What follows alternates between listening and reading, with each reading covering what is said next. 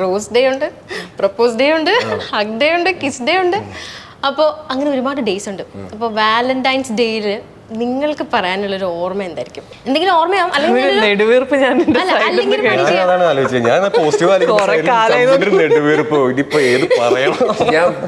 ഞാൻ എന്ത് ആദ്യമേ പറഞ്ഞിട്ട് നിങ്ങൾ ആരും ഒന്നും തോന്നരുത്. I M being really honest and Frank. എനിക്ക് അങ്ങനെ ഫെബ്രുവരി 14 വാലന്റൈൻസ് ഡേ എൻ്റെ പ്രണയ സമയത്ത് പോലും ഞാൻ അതൊരു പർട്ടിക്കുലർ ഡേ ആയിട്ട് സെലിബ്രേറ്റ് ചെയ്ത ഒരാളല്ല. കാരണം എനിക്ക് പ്രണയം തീവ്രമായി പ്രണയിക്കുന്ന എത്രയോ ദിവസങ്ങൾ, അതൊരു പർട്ടിക്കുലർ ഡേ, അതെനിക്ക് മോശമായിട്ടൊന്നുമല്ലോ. വാലന്റൈൻസ് ഡേ എന്ന് പറഞ്ഞ ഡേ ആഘോഷിക്കപ്പെടുന്നതിൽ നല്ലത് അത് അന്നത്തെ ദിവസം തൻ്റെ പാർട്ട്ണർക്ക് പൂ കൊണ്ട് കൊടുക്കുകയും ആ കുട്ടിയെ ഗിഫ്റ്റ് കൊടുക്കുക, സന്തോഷിപ്പിക്കുക, അതൊക്കെ നല്ലത്. പക്ഷെ അതൊരു ഭയങ്കര ദിവസമായി അതൊരു പർട്ടിക്കുലർ ഡേ ആയിട്ട് എടുത്തിട്ട് എൻ്റെ പ്രണയത്തിലോ എൻ്റെ പ്രണയ നഷ്ടങ്ങളിലോ ഞാൻ അതൊന്നും ഓർക്കുകയോ ചെയ്ത ഒരാളല്ലായിരുന്നു എന്ന് ഓണസ്റ്റ് ആയിട്ട് പറയുന്നു. അതുകൊണ്ട് I cannot pick a memory. Dates ഓർത്തിരുന്ന കാര്യത്തിൽ ഞാൻ പിന്നോട്ടാണ്. അതായത് ഞാനും എൻ്റെ വൈഫും തമ്മിൽ 8-9 വർഷം പ്രേമിച്ചിട്ടാണ് 8 വർഷം പ്രേമിച്ചാണ് കെട്ടുന്നത്. അപ്പോൾ അതിനിടയ്ക്ക് ഞങ്ങൾ ആദ്യമായി പ്രപ്പോസ് ചെയ്ത ദിവസം, ഞങ്ങൾ ആദ്യമായി കണ്ട ദിവസം, അങ്ങനെ കുറെ ദിവസങ്ങളുണ്ട്. ഇതൊന്നും എൻ്റെ ഓർമ്മയിലില്ല. കല്യാണ ദിവസം പോലും മാസം കഴിഞ്ഞ ദിവസം മാറിപ്പോയി. ബർത്ത്ഡേ മറക്കൂല, കാരണം ഇവളുടെ ജാനുവരി 1 ആയതുകൊണ്ട് ലോകം മൊത്തം സെലിബ്രേറ്റ് ചെയ്യുന്നത്. അന്ന് ഞാൻ മറന്ന പണി വാളും, അതുകൊണ്ട് അത് മറക്കൂല. അപ്പോൾ വാലന്റൈൻസ് ഡേ ഫെബ്രുവരി 14 എന്നുള്ള സംഭവം പുള്ളിക്കാരെ എക്സ്പെക്ട് ചെയ്യുന്ന ഒരു ദിവസമാണ്. അപ്പോൾ കഴിഞ്ഞ ഒരു 8 വർഷം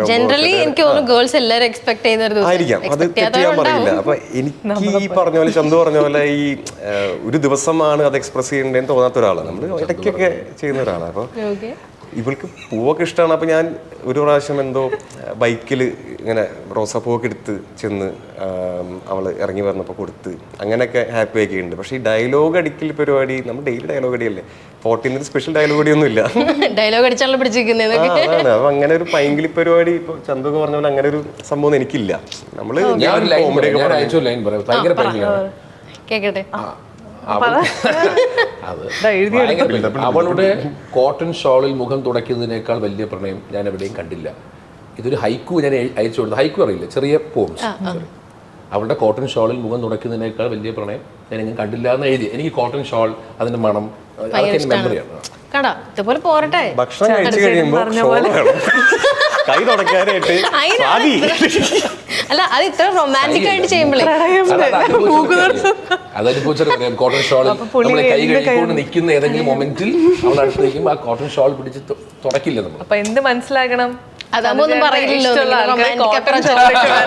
ചന്ദ്രചേട്ടന് ഫുഡ് കഴിച്ചു കഴിഞ്ഞ ഉടനെ ഫുഡ് കഴിച്ചപ്പോ തന്നെ ഫുഡ് കഴിച്ചിട്ട് തുടങ്ങി നെച്ചി കൈ വെച്ച് കൈ കഴുകി അവസാനത്തെ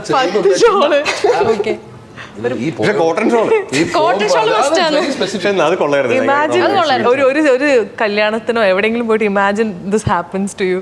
കൈ കഴിഞ്ഞ ഉടനെ ഒരു 10 ചേച്ചി ഒന്നും പറഞ്ഞില്ലല്ലോ. ചന്തു ചേട്ടൻ പറഞ്ഞതുപോലെ അതിനായിട്ടൊരു ദിവസം നമ്മൾ എന്തിനാണ് ഇങ്ങനെ അങ്ങനെ ഒരു സ്പെഷ്യൽ ഡേ വെക്കുന്നത്? പിന്നെ എനിക്ക് ട്രോമകളാണ്.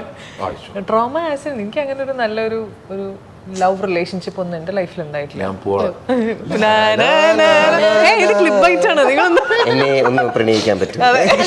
കരഞ്ഞുകൊണ്ടും പറയുന്നതൊക്കെ. ചേച്ചി ഇപ്പൊ ട്രോമ എന്നൊക്കെ പറഞ്ഞല്ലോ, ഞാൻ ഇനി സന്തോഷിപ്പിക്കാൻ പോകും. ഞാൻ ഒരു 2 ലൈൻസ് പാട്ട് ചേച്ചിയുടെ കഥനക കേട്ടപ്പോൾ എനിക്ക്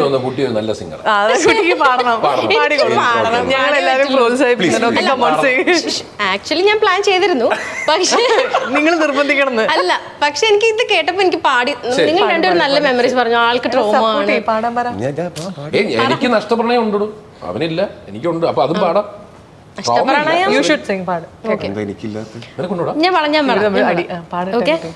ഒരു മെഴുതിരിയുടെ നെറുകയിലെറിയാൻ പ്രണയമേ അരികിൽ വന്നു നീ, ഒരു സുഖമറവിലുരുകുകയാണ് ഹൃദയമേ വെറുതെ നിന്നു നീ. ഞാൻ തന്നെ കൈയടിക്കട്ടെ. ഇത് കേൾക്കാൻ വേണ്ടിയിട്ടില്ലേ ഞാനിത് പാടിയതെന്നൊക്കെ. അതുകൊണ്ട് പറഞ്ഞു.